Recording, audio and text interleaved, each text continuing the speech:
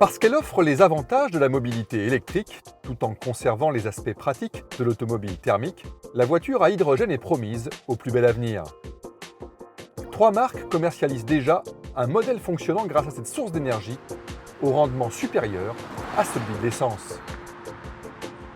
Si ce marché est appelé à se développer, c'est parce que l'hydrogène s'avère incontournable dans la transition énergétique qui s'amorce.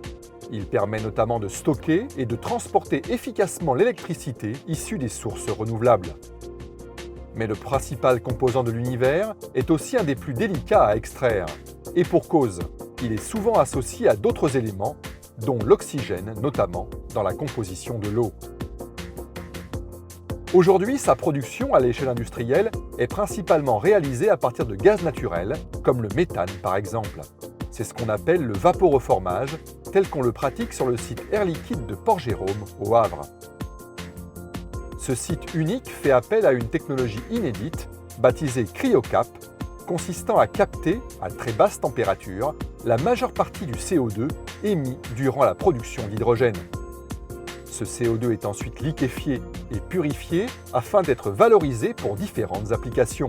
On parle alors d'hydrogène bas carbone.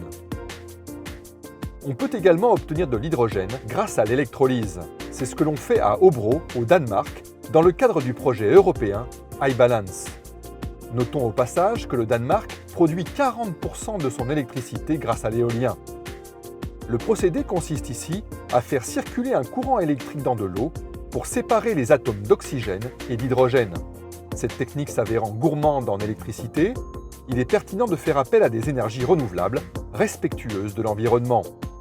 Sur ce site, on est capable de produire de l'hydrogène d'une part et de stocker l'énergie produite pour équilibrer le réseau d'autre part. Mais iBalance n'est que la première étape. Air Liquide a en effet récemment investi au Canada pour développer sa production d'hydrogène décarboné. Le site de Bécancour aura une capacité 20 fois supérieure à celle d'Hobro. Ici, comme à Port-Jérôme, Air Liquide fait la démonstration que la production massive de carburant hydrogène peut être décarbonée. Alors, qu'attend-on pour substituer l'hydrogène au carburant fossile ?